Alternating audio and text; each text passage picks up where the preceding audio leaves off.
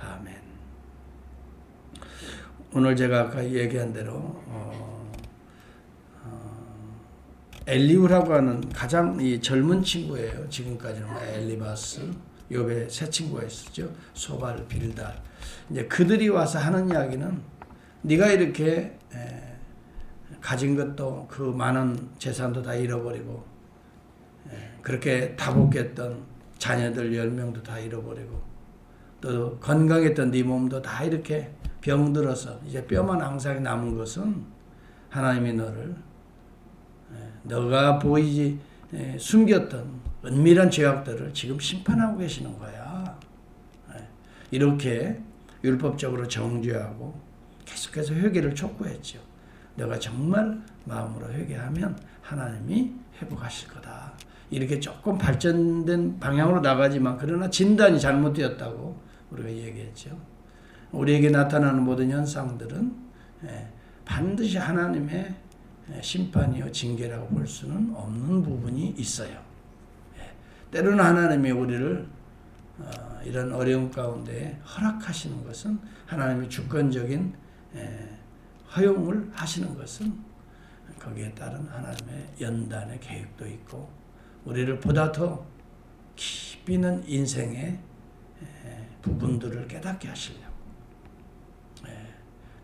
가히 그전에는 생각지 못했던 아픔과 고통과 눈물의 인생인 것을 인간이 어떤 존재인 것을 처절하게 깨닫게 하심으로 바로 진흙덩이와 같은 이러한 나를 지금까지도 하나님이 사랑해 주셨고 살펴주셨고 이러한 존재인 것을 그전에는 가진 거 있었기 때문에 다 잃어버린 그 마음의 심정을 몰랐거든요.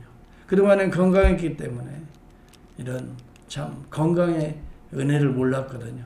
그동안에는 다복했기 때문에 참으로 내가 잘나서 내가 잘해서 내가 의롭게 되어서 이렇게 하는 줄 알았거든요. 근데 이렇게 어려움을 다 겪고 행복도 빼앗겨보고 자녀들도 다 잃어보고 이런 가장 처절한 과정을 겪어오면서 내가 이런 존재였는데 그동안 하나님께서 이렇게 나를 은혜를 사랑을 베풀어 주셨는데 그거 미처 깨닫지 못하고 나 잘난 줄 알고 살아왔구나. 이렇게 생각하면서 이제는 하나님의 은혜만을 사모하고 어떤 환경에서도 하나님 붙들고 하나님 감사하고 살아가는 존재가 되어야 되겠구나. 여러분 이런 과정에서 하나님을 더 깊이 깨닫게 되는 연단의 과정. 그래서 어떤 상황에 이보다 더한 상황에 던져져도 또 버떡 일어나서 복음을 전할 수 있어요.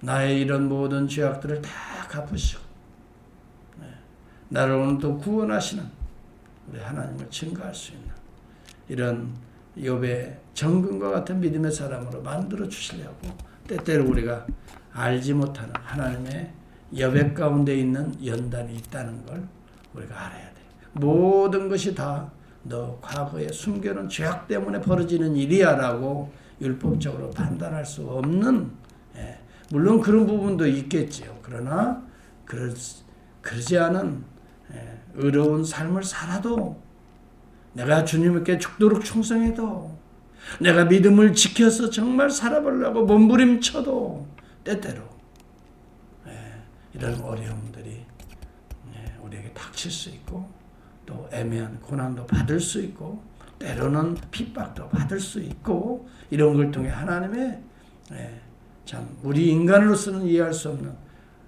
천상의 어전회의에서 일어나는 그 비밀스러운 하나님의 계획을 우리가 인간이 어찌 다 알 수 있겠나. 여기 때때로 여기 욥도 자기를 하나님이 원수로 여기신 게 아닌가 하는 그런 마음도 있었던 거거든요. 엘리후는 분명히 이야기합니다. 그렇지 않다. 너가 인간이 연약한 자, 너가 어려움을 겪는다고 그렇게 하나님 나를 버리셨구나. 하나님이 나를 원수로 여기는구나. 하나님이 나의 모든 죄악들을 지금 찾고 계시는구나.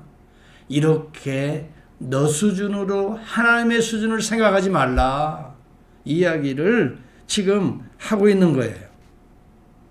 10절에서부터 12절까지 한번 보시기 바랍니다. 이게 중요한 우리의 삶에서 우리가 붙들어야 될 말씀이에요. 한번 10절에서 12절까지 봅니다. 시작. 참으로 하나님이 나에게서 잘못을 찾으시며 나를 자기의 원수로 여기사 내 발에 착고를 채우시고 나의 모든 길을 감시하신다 하였느니라. 내가 그대에게 대답하리라. 이 말에 그대가 의롭지 못하니 하나님은 사람보다 크심이라. 너의 수준의 하나님이 아니라는 거죠. 네가 생각하는 그 정도의 하나님이 아니라 하나님의 여백이 엄청난 사랑의 여백이 긍휼의 여백 자비의 이 여백이 얼마나 큰 줄 아느냐. 하나님의 주권적인 섭리하에서 이런 일이 발생한다고 한다면 이 또한 선한 일이라. 여기에도 하나님의 뜻이 있고 여기에도 너에게 유익되는 것이 있고 여기에도 하나님의 기쁨이 있고 여기에도 하나님의 구원의 과정이 있는 것이다.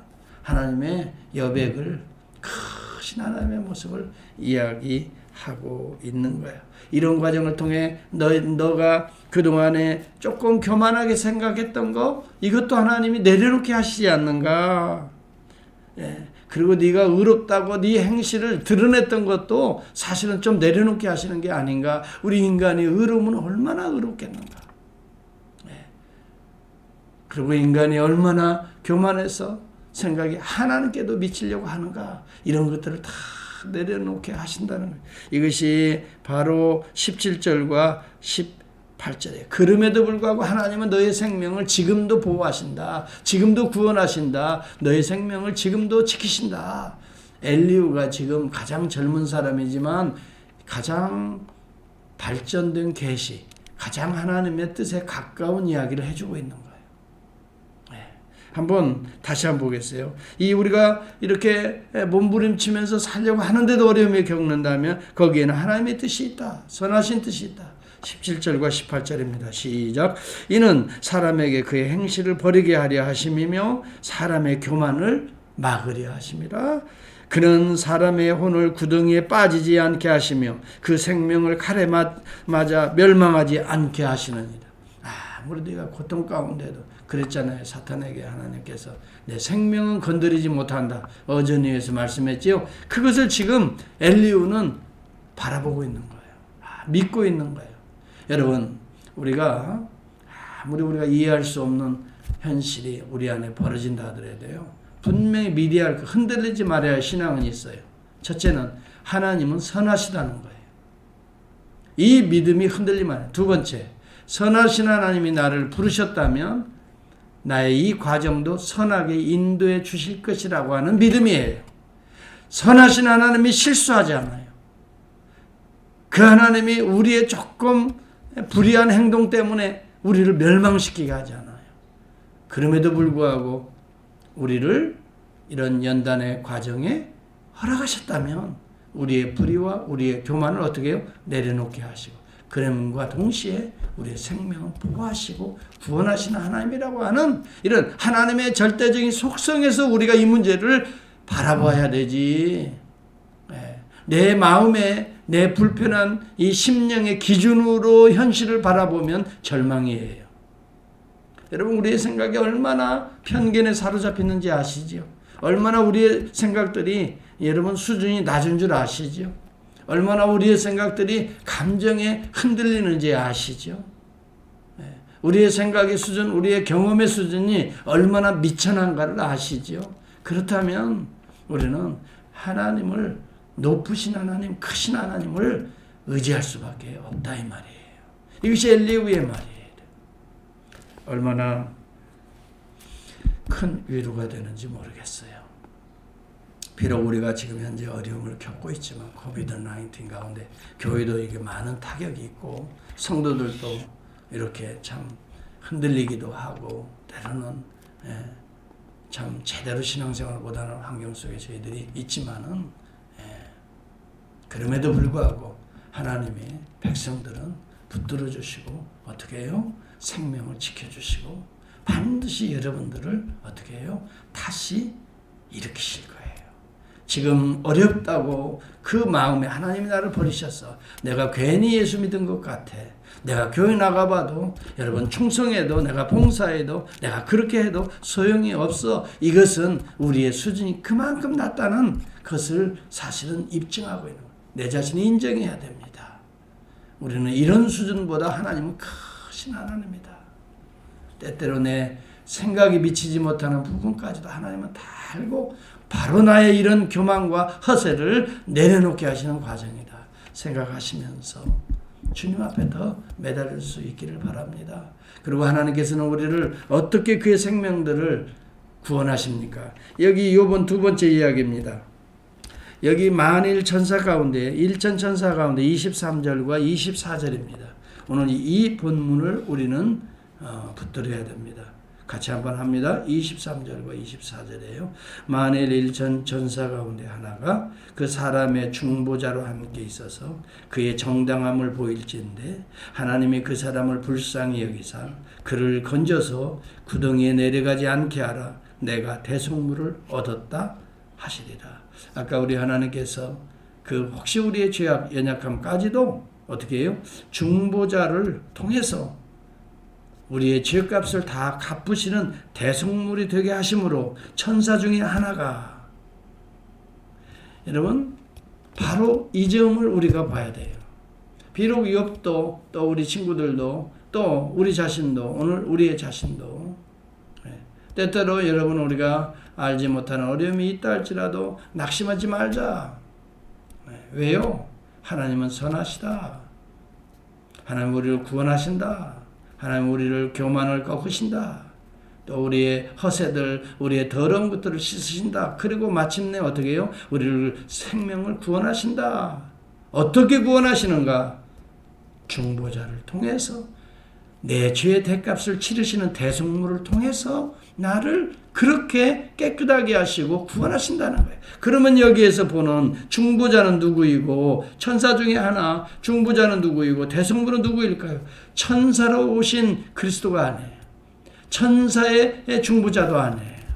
천사 중에 한 사람도 아니에요. 천사를 부르시는 하나님은 그의 아들을 보내셨던 거예요. 이것이 발전된 계시라 이 말이에요. 지금 여러분 욥기는 아브라함 시대의 사람으로 우리가 보여집니다만은 그 시대에도 이렇게 중보자를 통해서 하나님을 만날 수 있고 대속물을 통해서 우리가 의롭게 되어질 수 있다고 하는 신앙 고백을 이렇게 구체적으로 했어요. 그래서 대속물을 대신해서 이 제물들을 여러분 바치게 했잖아요. 어린 양을 바치고 소와 우양을 바치도록 했잖아요. 그래서 우리의 죄값을 그를 통해서 씻어서 그 다음에 하나님께서 우리의 죄를 의롭게 하시는 거죠. 씻어주시고 의롭게 하시는 게 우리 자신을.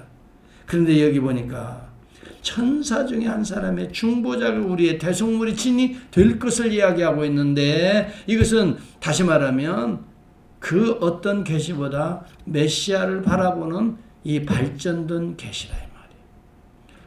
오늘 디모데전서 2장 5절과 6절을 찾아보겠습니다. 디모데전서 2장 5절과 6절을 같이 한번 찾아봅니다. 바로 오늘 엘리후가 바라봤던 엘리후가 증거했던 우리의 중보자, 우리의 대속물이 누구일까를 분명하게 이야기해주고 있어요. 디모데전서 2장 5절과 6절을 한번 밑줄을 그어놓을 수 있기를 바랍니다. 시작.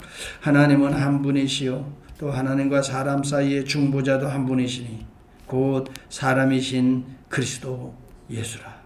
그가 모든 사람을 위하여 자기를 어때요? 대속물로 주셨으니 기약이 이르러 주신 증거니라. 때가 되어서 이른 증거가 그리스도라 이 말이에요. 오늘 엘리후가 바라봤던 나와 하나님 사이의 죄담을 허시고 대속물이 친히 되어주실 그 천사 중에 한 사람을 이 때가 되니까 보내신 거예요. 이 천사 중에 한 사람을 보낸 게 아니라 하나님의 아들 그리스도, 독생자 그리스도 예수를 이 땅에 중보자로 보내시고 그를 친히 대속물로 삼으사 우리를 죄 가운데서 씻어주시고 죄값을 치르게 하시고 우리를 그의 자녀로 받아주셨다 이 말이죠. 그리고 우리를 은혜 가운데 회복해 주신 내용들이 오늘 본문의 25절 이하에 하나님의 은혜를 베푸사 그로 말미암아 26절에도 보면 기뻐 치며 하나님의 얼굴을 보게 하시고 사람에게 그의 공의를 회복시키시느니라. 참 아멘이지요. 정말 하나님은 더러운 우리를 이렇게 그의 아들을 대성물로 중보자로 보내셔서 씻으시고 우리를 어떻게 해요? 하나님의 은혜로 그 얼굴을 보게 하시는, 하나님의 이제는 얼굴을 보게 하시는 거예요. 공의를 회복시키시는 거예요. 그래서 나를 의롭다 함을 우리가 얻은 자 되었다 이 말이에요. 우리는 이것을 칭의라고 부릅니다. 여러분, 그렇기 때문에 아무리 우리가 실수하고 허물이 있다 할지라도 칭의가 번복되지는 않습니다. 하나님이 그 아들을 통해서 우리를 의롭다 하셨다면 그것이 우리가 좀 불의한 일을 한다고 번복되는 법이 없는 것입니다.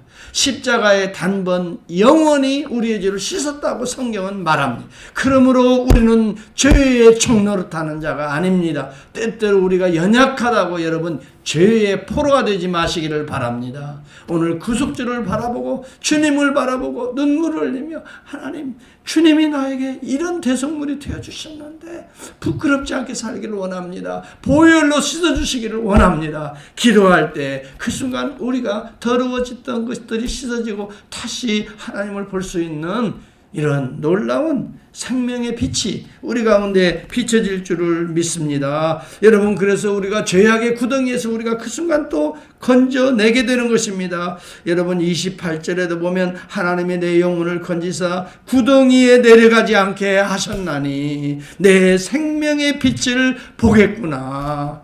이야, 정말 엘리후의 이 신앙의 고백은 전능자의 기운이 아니면 이런 이야기를 할 수가 없어요. 오늘 본문의 4절에 보면 하나님의 영이 나를 지으셨고 전능자의 기운이 지금 나를 살리시느니라 이렇게 말을 해요. 그가 지금 전능자의 기운 성령 하나님의 숨결로 지금 말하고 있는 내 속에는 하나님의 영이 있고 전능자의 숨결이 나를 깨닫게 하느니라 라고 32장 전장에서 8절에서 말하고 있어요. 여러분, 이렇게 하나님의 숨결, 하나님의 기운, 전능자의 기운, 이것은 성령의 충만함을 이야기해 주고 있는 거예요. 성령이 우리에게 충만하면 우리는 이렇게 전능자의 이 참 보내신 중보자요 나의 대속물 대신 그리스도가 보여지는 거예요. 그리고 그가 나를 대신해서 대성물이 되어주시고 죄로부터 자유케 하시고 깨끗게 하셔서 오늘 하나님의 얼굴을 보게 하시고 생명의 빛을 우리에게 던져주셔서 구덩이에서 나를 건지시고 이것을 또한 그들에게 비추게 하심이라. 복음적으로 살게 하시는 거예요. 복음의 아들이 되게 하시는 거예요. 욥을 너 그렇게 하실 것이다. 욥에게 소망의 빛을 던져주는 거예요.